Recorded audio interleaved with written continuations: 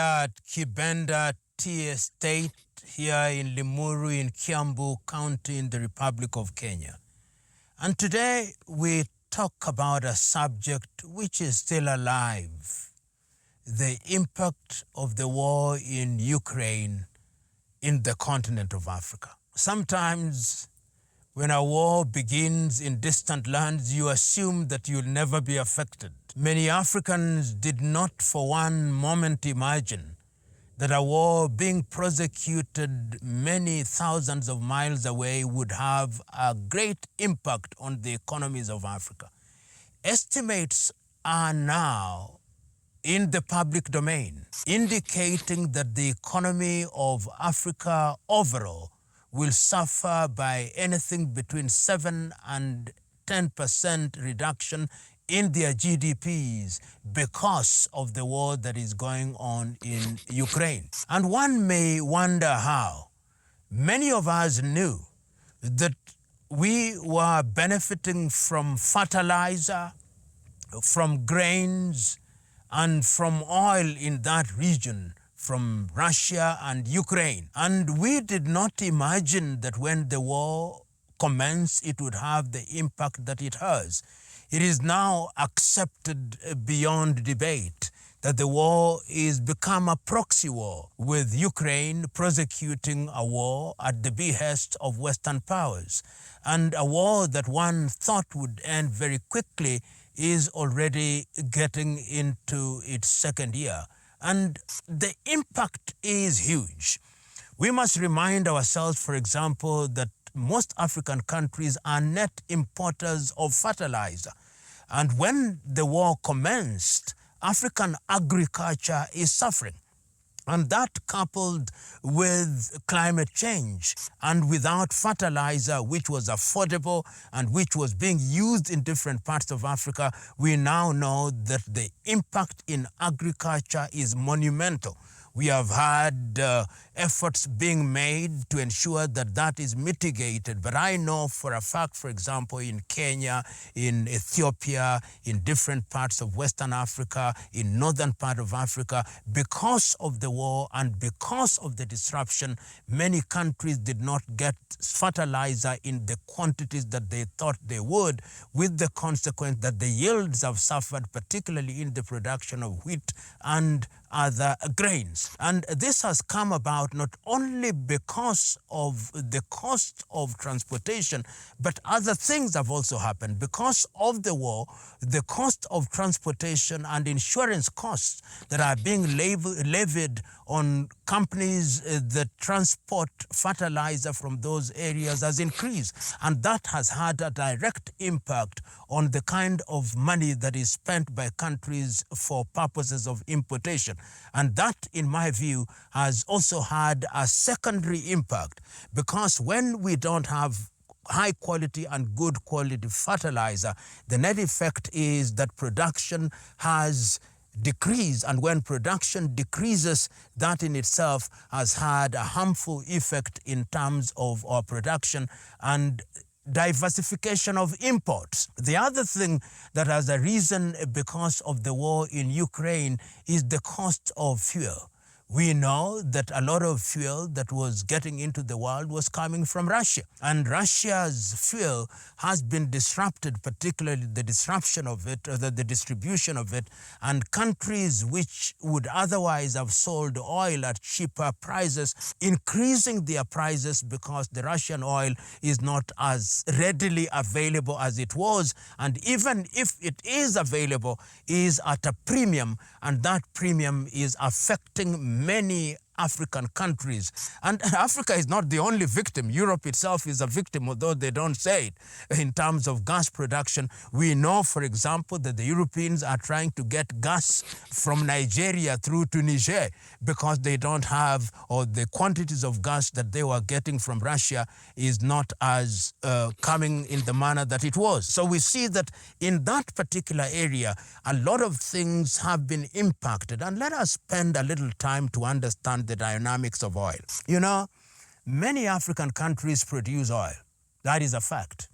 But many African countries also do export their crude oil.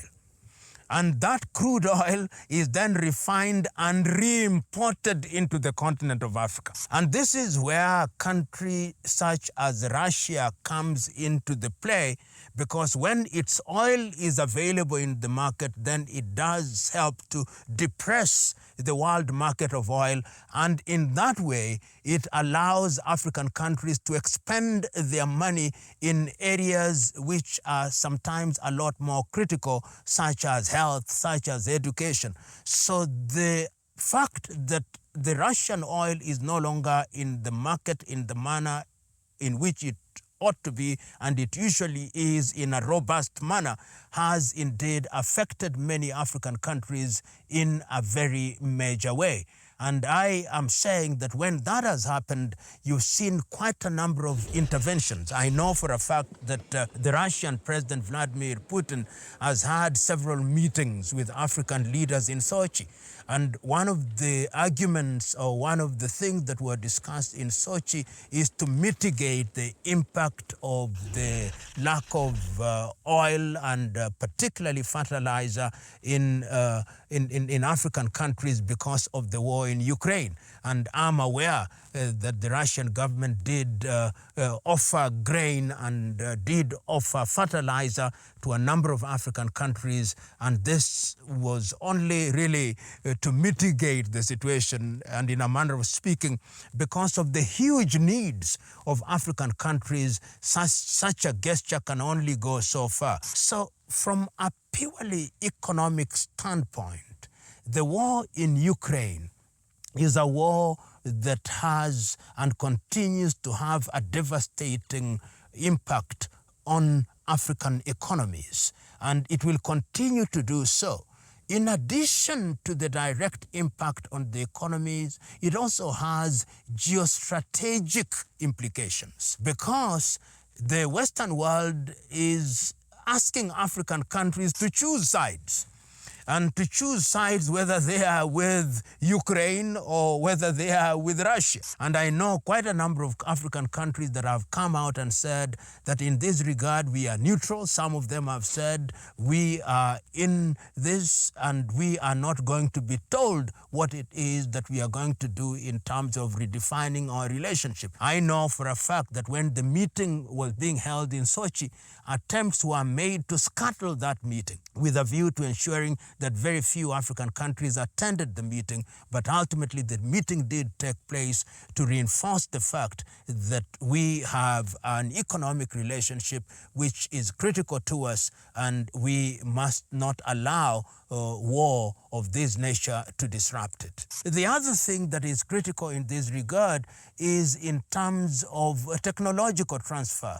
We know that quite a number of African countries were engaging specifically with Russia in the area of agriculture. And because of this war, of course, what has happened is that it has become necessary for Africans to look for importation of grain from other areas. I know for a fact that a country such as Somalia, a country such as Ethiopia have had to source grain, and if indeed in the western part of Africa, a number of African countries have had to look for grain elsewhere because the grain that was easily available and at an affordable rate to them is no longer that much available. So this war, which we thought was too distant, which we thought was too far, is a war whose implications are of a major economic magnitude. And perhaps there is wisdom in looking at the economic impact of this particular war, the economic impact. At the very beginning, I said that estimates now suggest that because of the war in Ukraine, the African countries' GDPs are going to be undermined by anything between 7 and 10%. In other words, there will be a real reduction in GDP. One may want to ask for what reason and why. Why is it being undermined? Let us break it down. Let us look at agriculture that we have already talked about. Many African countries are still net food importers. And many African countries are also involved in conflict. I can say for a fact, for example, that in Ethiopia, because of the war in Tigray, there was no meaningful agriculture that took place. We can say for a fact that because of the war in Sudan, there was no meaningful agriculture that took place. And because of that, coupled with the fact that you now have to import much more expensive grain, you are expending more of your money in an area that you ought not to have expended your money in that regard. Number two, because of the prosecution of war and because of the price of oil, which is continuing to increase, and we have seen the Saudis have increased the cost of their oil. We have seen in that general area, the cost of oil has gone down. We have seen the impact. We don't want to say it, but from the month of January, the year 2024, to the month of May, to the month of March, the year 2024, African currencies were on a free fall. They were on a free fall, and there was indeed the debate as to whether they should continue to peg their economies and their economic indices on the dollar. Of course, now the currencies have started improving again, but that in itself is also traceable, among other things, because there is not a single factor that you can say that this is it. But among other things, what one sees is that you see that the cost of importation of oil has had major implications in balance of payments in many African countries, and this in itself has led to the downward economic spiral. Number three, importation of goods has also become very expensive because longer routes are now being taken when you are importing products. And many of the major shipping companies, whether they are Maersk or whichever, are now imposing greater prices for those who are involved in the importation of these commodities in that part of the world. And it is becoming a lot more difficult to engage. The aviation industry has also been affected in that regard. It is becoming much more expensive to get into that sector because getting tickets into that part of the world for those who are in the business arena or those who are engaged in leisure travel, that also has had a major impact. The other thing that we don't talk about in terms of the impact of the war in Ukraine is tourism. Many people may not know, but many African countries, in fact, I knew for a fact that the Sharm el-Sheikh in Egypt became a very important part for Russian tourists. And there's evidence that the tourists coming from Russia have reduced during this period, which means that the Egyptians are suffering in that regard. Russians had started actually coming to the eastern part of Africa. In Zanzibar, in Nigeria, we were actually getting charter planes that were beginning to come to the eastern part of Africa and even west in Banjul, the Gambia. All these things have been affected, and all these factors conjoined only serve to undermine the economies of Africa in a major way. But there is also another thing that we must talk about, that as a result of the war in Ukraine, African governments have also made very interesting decisions in terms of their collaboration with Russia. And we see these under the aegis of BRICS, that Russia is considered and indeed is one of the anchor countries in the BRICS with China and India, and enhancement of economic collaboration is beginning to acquire a different face. And some of us who think that trade should be on the basis of mutuality and equality think that that is a useful development. We have also seen the continuation of Russia-Africa dialogue and meetings, particularly in Sochi, and one looks to a relationship that is symbiotic, but it cannot be gainsaid that the impact of the war in Ukraine has had its adverse effect. Thank you very much. We have had a discussion about a very important subject. It is a subject that is still alive because the conflict continues, but we will continue this discussion. Goodbye.